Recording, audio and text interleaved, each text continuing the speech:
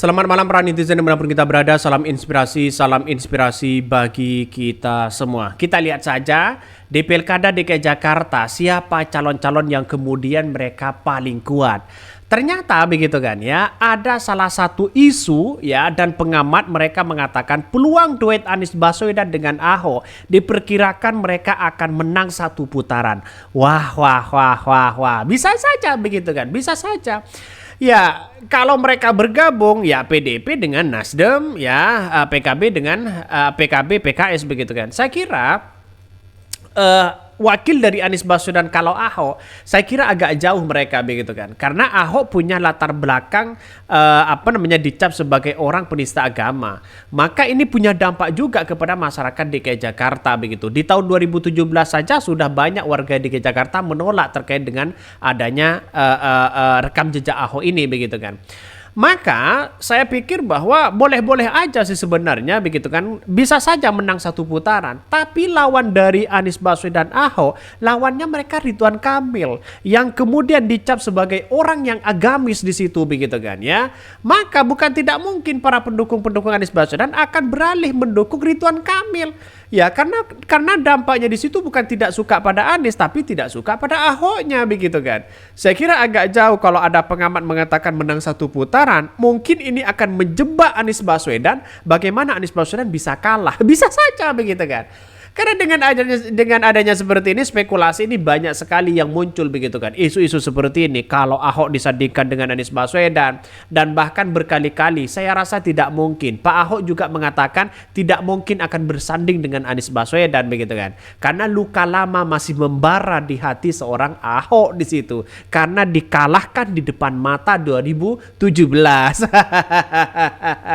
Ini menarik sebenarnya begitu kan. Dan bahkan saya pribadi begitu kan menganalisis dan mengamati betul bahwa Anies Baswedan kalau disandingkan dengan Ahok pasti kalah telak. Pasti kalah telak. Saya katakan pasti kalah telak. Kenapa? Karena secara tidak langsung politik itu memang tidak mungkin begitu kan ya. Tetapi kita lihat secara rekam jejak warga DKI Jakarta, surveinya masih belum keluar, dan bahkan satu sisi dalam survei ini begitu kan Anies Baswedan masih di urutan kedua setelah setelah Ridwan Kamil. Ridwan Kamil menjadi posisi pertama surveinya di situ begitu kan sebagai bursa calon gubernur Jakarta, popularitasnya yang sangat tinggi di situ begitu. Tapi selisihnya mereka kecil begitu kan ya. Artinya apa? Artinya selama ini kalau memang benar-benar yang diisukan ini adalah Anies Baswedan Ahok, saya kira agak jauh begitu kan. Ya, ini bukan tidak mungkin juga ya. Bukan tidak mungkin, tapi setelah saya mengamati betul bahwa apa yang kemudian terjadi hari ini jauh mereka. Mari kita baca ini ya kata pengamat. Jelang pemilihan Pilkada serentak santer ya isu duet mantan Gubernur Jakarta Anies Baswedan dan Basuki Cahayapurnama alias Ahok pada Pilkada Jakarta mendatang. Pengamat komunikasi politik Universitas USA Unggulan Jamiluddin Retongga menilai duet Anies Baswedan dan Basuki Cahayapurnama alias Ahok dalam kontestasi Pilkada di Jakarta mendatang bukan baranglah mustahil.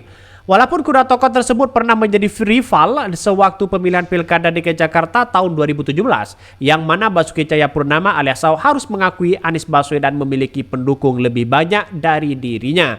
Bahkan dua sosok mantan Gubernur Jakarta tersebut yang masuk dalam bursa Pilgub DKI 2024 mendatang. Bukan tanpa sebab wacana duet Anies Ahok muncul di permukaan. Ya, memang narasi-narasi itu sudah muncul sejak lama begitu kan. Tapi penganalisis saya ya pasti Anies Baswedan akan kalah. Pasti Anies Baswedan bakal kalah ya.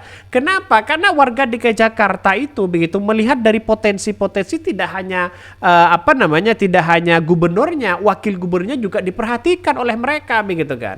Jadi dan satu sisi antara pemikiran Anies Baswedan dan pemikiran Ahok itu berbeda begitu kan. Bagaimana kalau mereka melakukan regulasi, melakukan kebijakan-kebijakan yang kemudian tidak sesuai dengan wakilnya?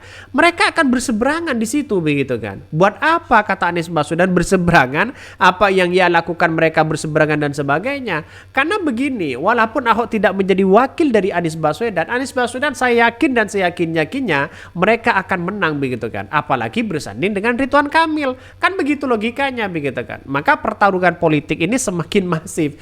bukan tidak mungkin bayangan-bayangan Jokowi ini akan semakin muncul. Mengapa saya katakan seperti itu? Bukan tidak mungkin Anies Baswedan begitu ya, wakilnya bisa saja Kaisang, bisa saja dari Partai Gerindra, bisa saja dari PKB begitu kan. Jangan-jangan dengan Caimin. Bisa saja begitu kan. Karena PKS nyatanya itu punya pengkaderan sangat luar biasa di Jakarta, kemudian Nasdem dan PKB itu sangat luar biasa. Lihat saja pada Pilpres kemarin menjadi dominan begitu kan ya. Maka saya beranggapan seperti itu begitu. Bahkan dia mengatakan ya elektabilitas dua sosok ini akan semakin tinggi bila disatukan dalam satu pasangan. Bahkan ya di titik yang kontradiksi dengan membuat permusuhan dapat diminimalkan. Walaupun demikian Jamaluddin tak menampik kedua tokoh tersebut ibarat air dan minyak yang sulit disatukan.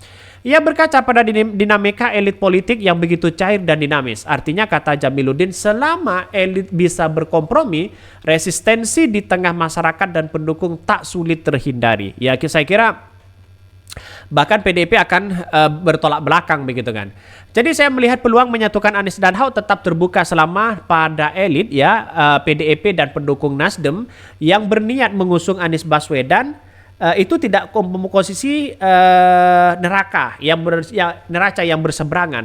Jadi artinya apa? Artinya kalau mereka melihat dengan apa yang dilakukan oleh Nasdem dan dengan PDIP hari ini, saya kira agak jauh begitu kan.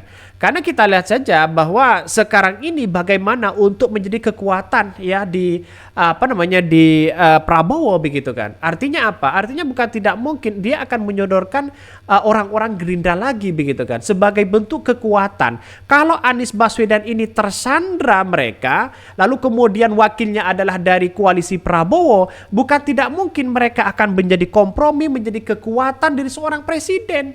Itu yang kemudian dianalisis oleh seorang pakar hari ini begitu kan. Jadi saya menganggap bahwa PDIP ini tidak akan berkutik. Jokowi berada di belakang ini semua begitu kan, ya pasti ya melihat potensi-potensi anaknya di situ begitu kan. Saya kira Partai Gerindra, Partai Golkar, Partai PAN akan bersuara bagaimana wakil dari Anies Baswedan ini begitu kan.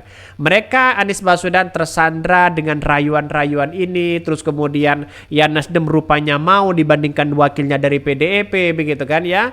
Ya bisa saja kekuatan di Jakarta di situ ya semakin kuat seorang Prabowo. Jelas kalau wakilnya adalah dari PDIP lalu Anies Baswedan menang mereka begitu kan ya, menang misalnya, maka kekuatan seorang Prabowo tidak ada apa-apanya mereka.